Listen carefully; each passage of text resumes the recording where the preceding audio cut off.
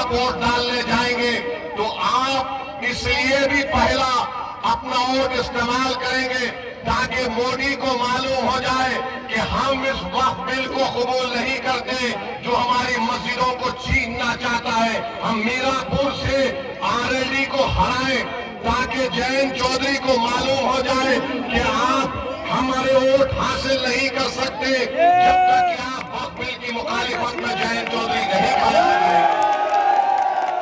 तो क्या आप इस वक्फ बिल के खिलाफ वोट देंगे 20 तारीख को? क्या आप अपनी मस्जिद दरगाहों को खानखाहों को बचाएंगे?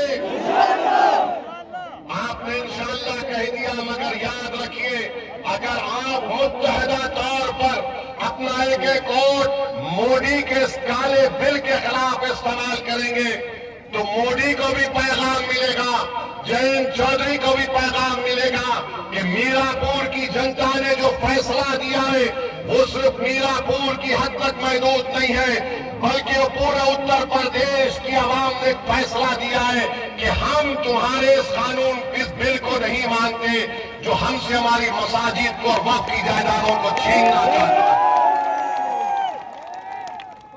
अब जब वक्फ का बिल पेश हो रहा था पार्लियामेंट में, कौन खड़े होकर मौसर तरीके से संविधान की दफा 25, 26 का हवाला देकर उसकी मुखालिफत में कौन खड़ा हुआ वो पार्लियामेंट के रिकॉर्ड में मौजूद है।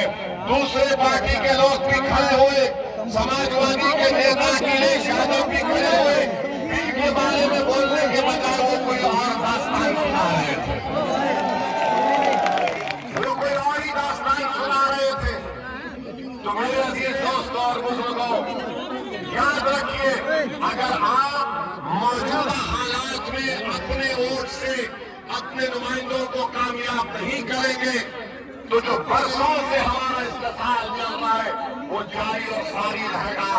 अगर एमआईएम पार्टी जीतती है तो यहाँ पर भारत की जमहूरियत मजबूत होगी, गरीबों और मजलूमों को एक आवाज मिलेगी, क्योंकि आपने समाजवादी को कभी वोट दिया, कभी बसपा को वोट दिया, कभी आरएलडी को वोट दिया, आप सिर्फ वोट देते हैं मगर आपकी आवाज कोई नहीं उठाता, कोई आपके लिए लड़ने के लिए तैयार नहीं होता।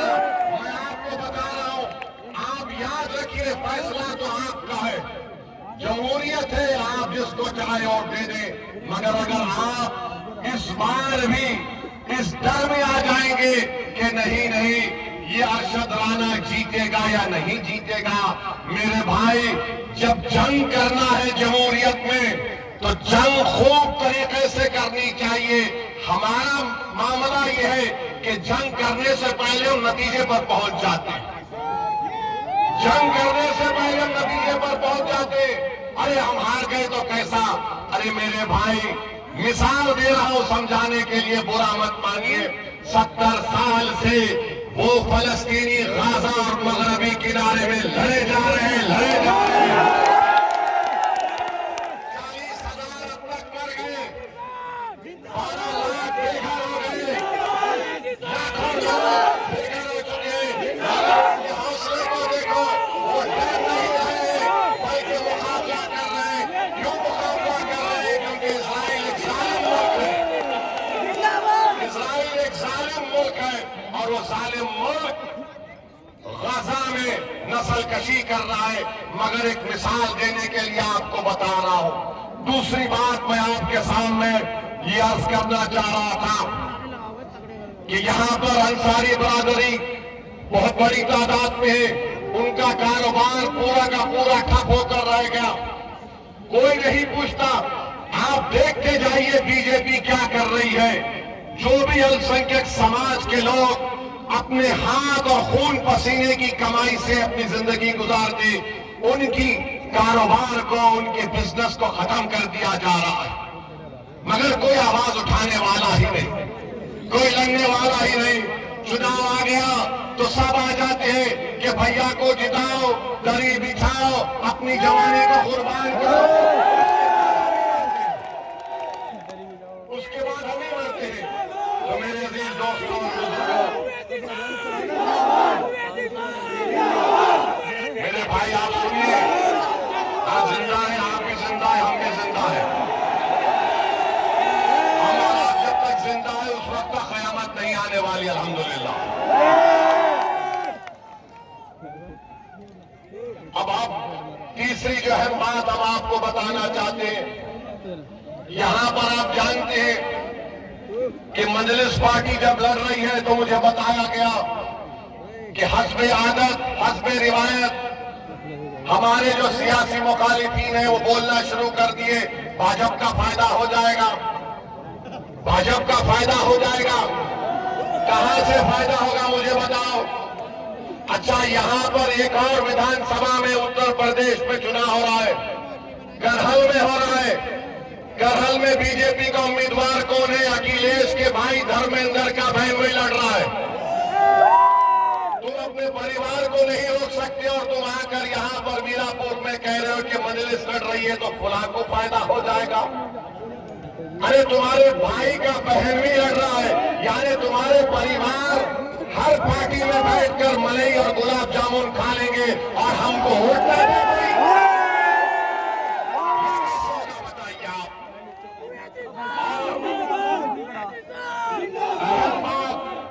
मैं आपको याद दिला रहा हूं, 2012 सितंबर ये मुजफ्फरनगर जिले में आता है। अखिलेश यादव मुख्यमंत्री थे, मुजफ्फरनगर का फसाद हुआ। आजादी के बाद सबसे ज्यादा अल्पसंख्यक समाज के मुसलमान अगर बेघर हुए 50,000, इसी अखिलेश यादव जब मुख्यमंत्री थे बेघर हुए थे। जो खेतों में रह रहे थे, पर्दों के टेंट में रह रहे थे, और यही अखिलेश यादव मुख्यमंत्री थे जब 50,000 लोग बेघर हो गए थे। किसी के माओं की इज्जत लूट ली गई, किसी के बहनों को कत्ल कर दिया गया।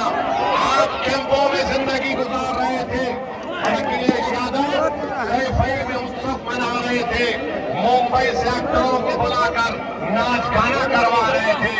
यही अखिलेश यादव थे जिन्होंने बुलडोजर चलाया था उन रिलीफ कैंपों के ऊपर। तो मेरी आपसे गुजारिश है कि याद रखिए, यही समाजवादी पार्टी की हुकूमत थी, यही मुजफ्फरनगर का इलाका था जहां पर ये हुआ था। और जब मुजफ्फरनगर का कांड हुआ, कौन कैंपों में जाकर फिर कर गरीबों की मदद करने के लिए आया था। मैं 3 दिन इस कैंपों में रहा, जाकर देखता रहा। उस जमाने में मैं आया और हमारे दोस्त शाहनवाज साहब थे, मरहूम जफरयाब जिलानी साहब के साथी थे। मेरे अजीज दोस्तों और बुजुर्गों, ये बात आप अपने जहन नशीन कर लीजिए। 20 तारीख के दिन अपने एक वोट का इस्तेमाल करिए और फिर इस विधायक यहां पर ककरौली गांव में हम पुलिस से भी गुजारिश करेंगे, आप देखते ही हमको चालान मार देते हैं। हमको मालूम आप बहुत हमसे मोहब्बत करते हैं, मगर इतनी ज्यादा भी मोहब्बत मत करिए जो हमारी जेब खत्म हो जाए। मेरे अजीज दोस्तों और बुजुर्गों, और फिर आ जाइए, आपके मुख्यमंत्री बाबा के ऊपर भी कुछ बोलना पड़ेगा। आजकल बाबा महाराष्ट्र में फिर रहे हैं, सुनिए, महाराष्ट्र में फिर रहे हैं और नारा लगाए हैं, बटेंगे तो कटेंगे, बटेंगे तो कटेंगे बोलते हैं। मैं उत्तर प्रदेश के मुख्यमंत्री से वो चैलेंज कर रहा हूं, झांसी में मेडिकल कॉलेज में 10 मासूम बच्चे जलकर मर गए, 10 मासूम बच्चे जलकर मर गए। और जब वो वार्ड में, न्यू नेटल केयर के वार्ड में एक शख्स था जिसके 2 जुड़वा बेटियां भी उस न्यू नेटल वार्ड में थे। जब वार्ड में आग लगी तो शख्स कूदकर 10 से ज्यादा मासूम छोटे बच्चों की जान बचाया। बाद में मालूम हुआ कि उसकी 2 बेटियां, जुड़वा बेटियां जलकर मर गई। और उस शख्स का नाम आपको मालूम क्या था? जिसने 10 से ज्यादा मासूम बच्चों की जान बचाई, जो 6-8 महीने के बच्चे बच्चियां थे, उस शख्स का नाम याकूब मंसूरी था। याकूब मंसूरी कूद गया आग में।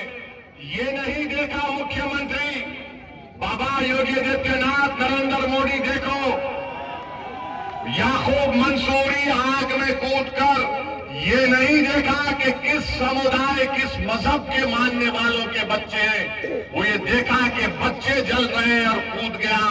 ये अल्लाह को कुछ और ही मंजूर था, वो अपनी 2 मासूम जुड़वा बच्चियों को नहीं बचा सका।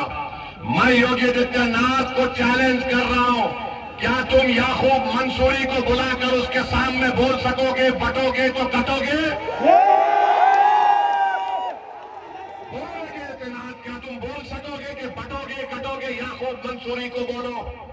क्या देश के प्रधानमंत्री याकूब मंसूरी को बुलाकर बोलेंगे एक है तो सेफ है? किसके लिए नारे लगाए जा रही है? किसके खिलाफ जहर फैलाया जा रहा है बीजेपी की तरफ से? ये सब के सब भाजपा के लोग एक समुदाय के खिलाफ नफरत पैदा करने का काम कर रहे हैं। याद रखो मोदी योगी आदित्यनाथ, देश रहेगा, आप और हम खत्म हो जाएंगे, देश बाकी रहेगा।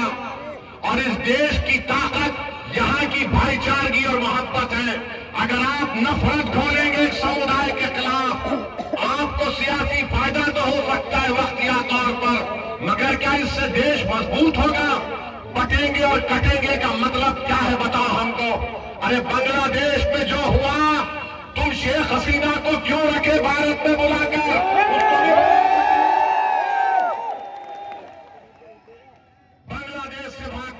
शेख हसीना आ गई, मोदी जी बोले आ जाओ मेरी बहन, यहां पर रह जाओ।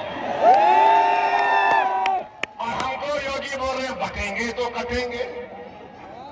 मेरे अजीज दोस्तों और बुजुर्गों, ये बीजेपी के मंसूबे हैं, इस तरह की वाहियात बातें करते हैं।